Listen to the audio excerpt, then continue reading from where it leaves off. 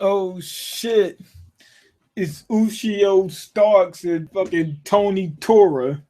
These motherfuckers went straight Iron Man in this episode. I like that though. I actually like Ushio's a little better.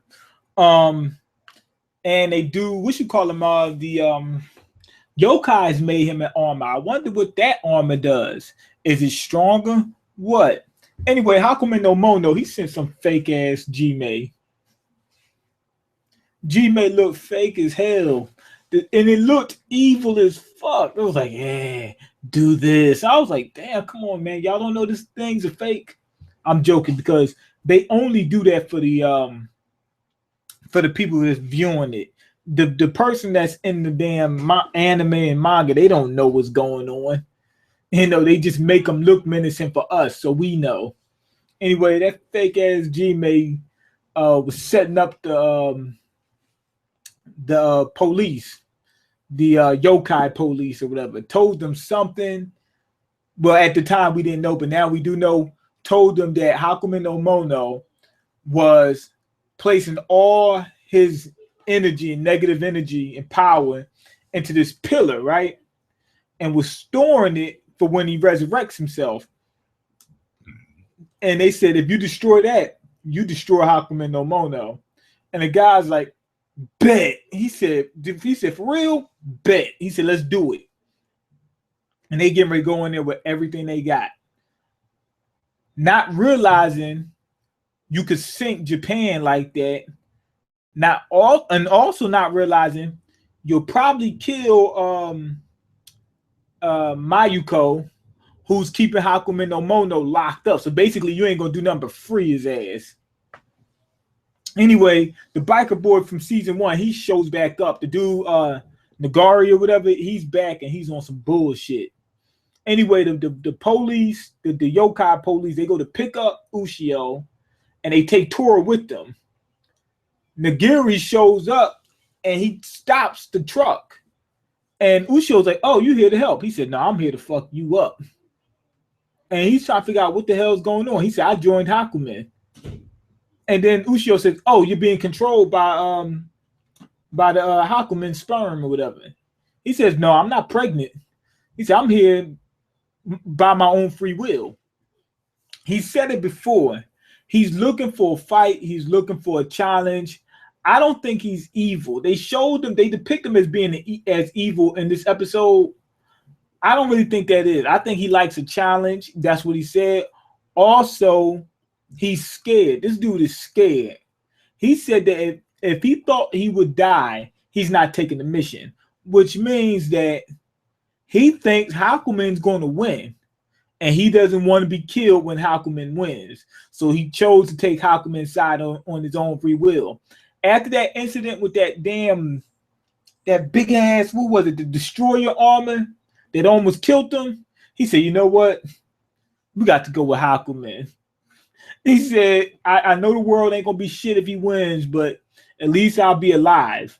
And then Ushio, he says, but what type of life is there to live if everything's fucked up?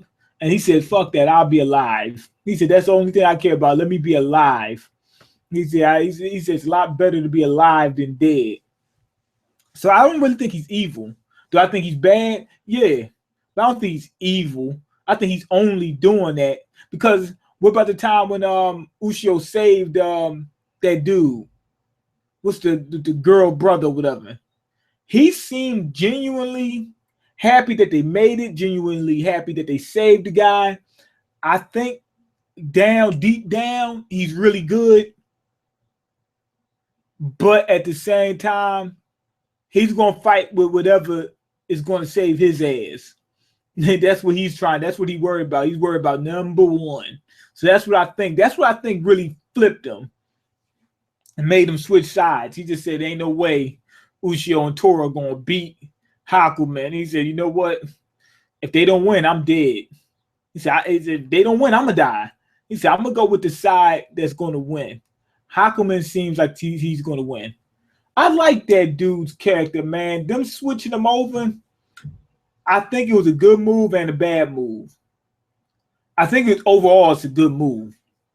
But what I mean by it's a bad move, it didn't. It's a character that I think a lot of people probably liked. A lot of people wanted to stay good. A lot of people, you know, he was real mature. He seemed to resonate with me, and I think he resonated with a lot of other people as well. He was just a cool overall character. We did know that he did have this side to him of being scared, and he just, like he said, the only reason he joined the yokai agency or whatever is to fight people.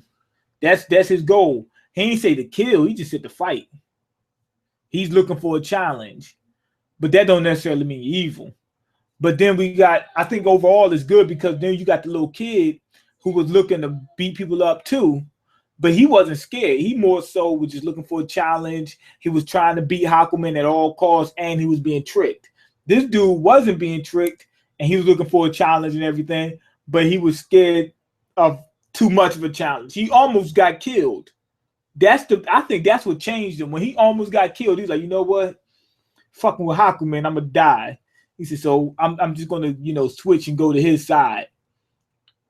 Anyway, the people that called Ushio, Nagiri, or whatever his name is, he had to leave. He bounced on him, you know, because the other police came, the other yokai police came. They showed up in a helicopter. They had guns drawn on them. They was like this. And he said, you know what? I'm going to die, so let me get the fuck out of here. So even on Hakumen's side, he ain't fighting the fight that he don't think he going to win. Like, he fought against Ushio. I mean, he fought against Tora. He hasn't fought against Ushio, but he knows their capabilities. And he also knows they don't want to kill him. So in his mind, that's a safe fight. That's the only reason why he's fighting them. But when the other people showed up, he knew, okay, damn, if I lose to Ushio and Tora, which I probably could, they'll kill me. Let me get the fuck out of here. That's how he's operating, even on Hakumen's side. Anyway, the people that summoned Ushio, they special summoned him by sacrificing two rare monsters and discarding it to the graveyard. And it was a scientist. They summoned Ushio, and they were trying to explain to them what they were doing, right? They said that we don't regret taking you hostage, and Ushio's kind of mad about it, and how could you guys look at your morals? And what he fails to realize, and what I like about the scientists, they didn't change. They say, no, we're here to help you. They were here to help Ushio. I know what you're saying, but what about at first?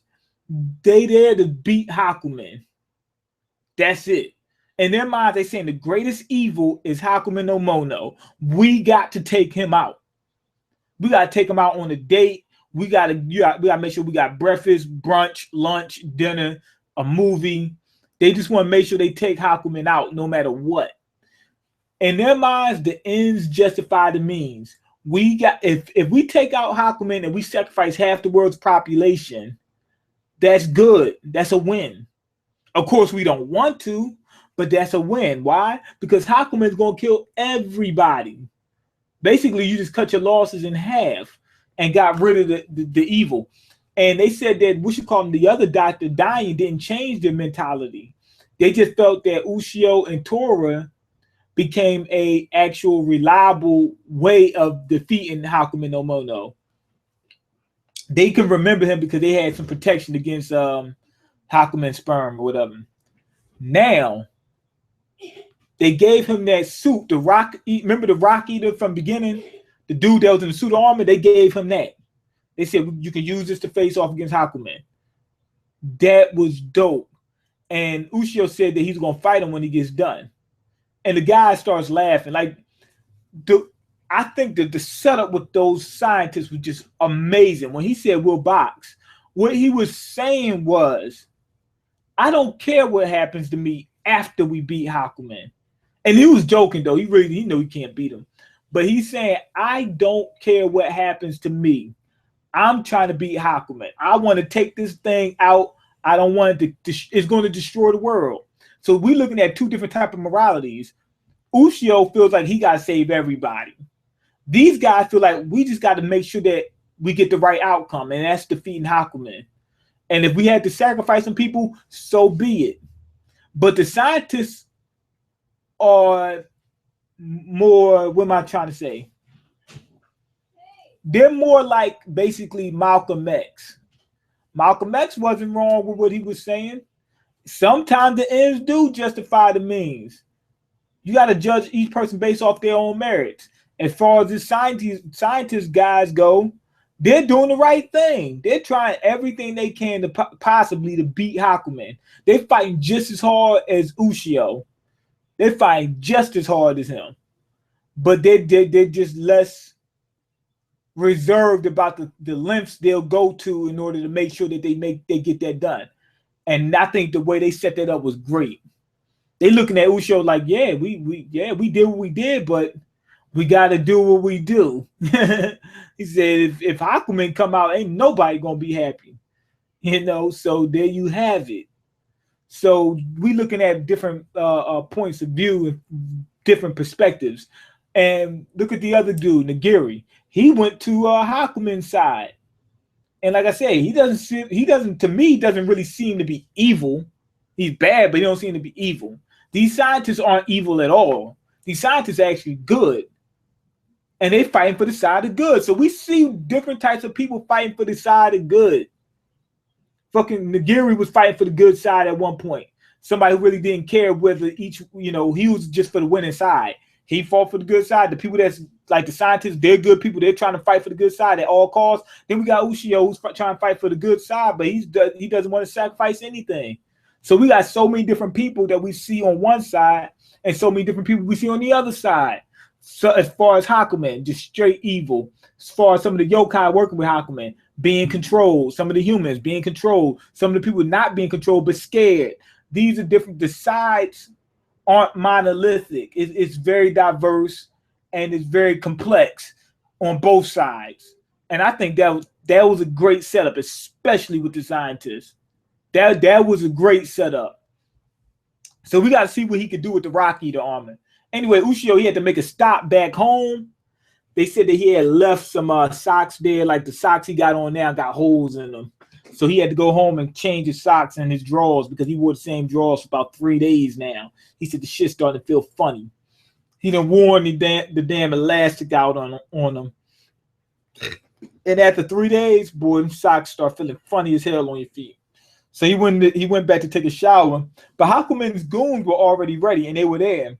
And when they showed up, but they wasn't there, they was on their way there. When they showed up, they instantly destroyed the Asafuze, those guys. They were stoned. We found out the reason why they turned into stone is to make sure Hakumen don't fuck with them. Because Hakumen had did this before. So it's been going around making people lose their memory in order to divide and conquer. So they already knew that. That's why people turned into stones. And that's why the people at the yokai agency, like Ushio's dad and them, they turned into stone to keep that from happening too. It's some type of technique that they use in order to do it. So it was a good thing. And now Ushio knows his dad's okay. The scientist told him his dad's okay and everything. But they destroyed the Asafuse, and they supposed to be helping fight against Hakumen at the end. So it's like, damn, what the fuck can we do? Anyway, Ushio tried to fight these things. These things are stronger though now. Boy, they whooped his ass. So he threw on the Rock Eater armor, right? And I like the way they did this. He didn't seem like he got overpowered. He was fighting with the Rock Eater armor. It seems as if his fighting is the same, except it's amplified just by use of the suit. It doesn't seem like the suit just automatically made him OP, like he just do anything. No, the suit is just giving him another way of fighting, a more, what am I trying to say?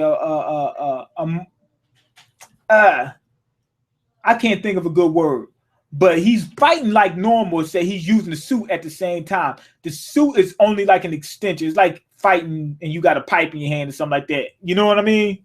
Like you're fighting the same way, but you just amplified because you got another means of attacking. He's using it to grab and stuff like that, but he's finishing them off with the same beast spear. So it doesn't seem like he's overly reliant on the suit. It just gives him another means of attacking while he's facing off with you. And as you can see, some of Some of the yokais able to work with the suit. They was able to get past a few of the suit's attacks and stuff like that. So that's good. That means he ain't just, oh, Rocky the armor, I'm cool. Doesn't work like that. But I do want to see what he could do with the other armor. Like what type of abilities that's going to offer. Or is he going to get both of them? Or if he does get both of them, how do you going to use both of them? You know, that's strange. I wonder what the other suit can do. Maybe the other suit's stronger. Maybe it's not. But I would want to see it. Anyway, they managed to be able to take down Ushio and Tora by using these special lock. What am I trying to say? Special like sealing roots or something. It's like ginger root. It stabs through you and it pins you to the ground and you can't move. It's basically like some sea stone cuffs, these skis. It's like some damn, I can't talk. It's like some it's like some sea stone cuffs. Stee stones.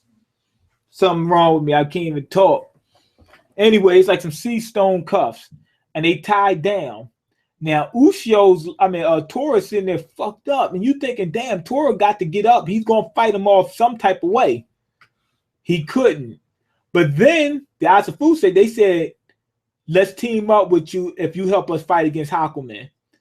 That beast spear, when it takes over you, it gets you so obsessed with being Hakumen, you can't stop it. You can't help it. So the Asafu their only mission is to be Hakumen. That's it. They don't care about nothing else. That's how bad all they are right now is just heads. They're just heads. Literally, they're just heads. Like stone heads. Stonehenge stone heads. That's all they are. And they still want to get Hakumen. And Tora's like, you can't even fight like that. They said, yes, we can. And Tora says, how do I know that? They said, watch. They said, put us on and watch. Let us do this, right? And Tora said, well, I ain't got no choice now. I might get killed. Fuck it. He said, let's do it. They turned in a goddamn Iron Man armor. So Ushio got an Iron Man armor and fucking Tora got one. And basically, Tora's got the same powers he had, but amplified times like 6. You know what I mean? So he's shooting out lightning. So it's really like 6 Asafuse shooting out lightning at the same time. 6 shooting out 6 fireballs at the same time. It's amplifying his power. So really, he got a couple weapons. He got like this claw. He got this claw, and I think he got another claw. I'm not sure, but he got a claw, and then he also got his powers amplified. So same thing with Tora. Tora's a little less. Like I like Ushio's armor a little bit better, just based on the fact that we can still see Ushio in there.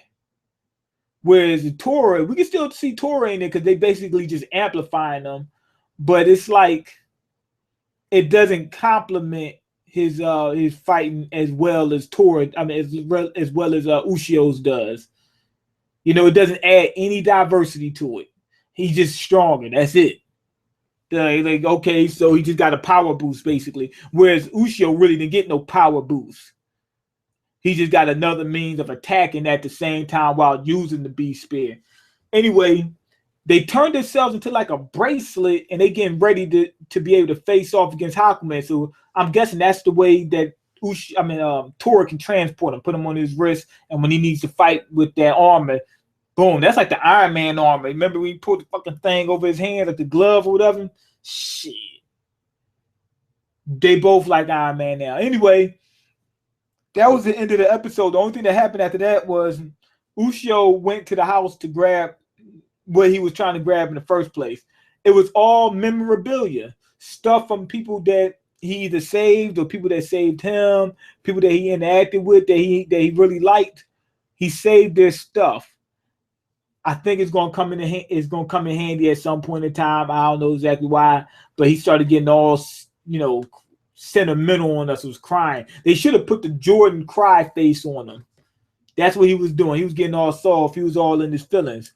This episode, I'm gonna give it a 5 out of 5. I thought this episode was great. The power-ups they gave him was good. The scientist was great. Nigiri switching was good. So I gotta say it was a 5 out of 5 to me. I can't see anything wrong with this episode. I really don't. I think it could have been ways they could have made it a little bit better, but I don't think it was any way that I could say it was bad at any point in the episode. So let me check the comments. Then we're gonna go to the next videos after this. We're gonna do the next reviews. What happened after that was Okay, let me see.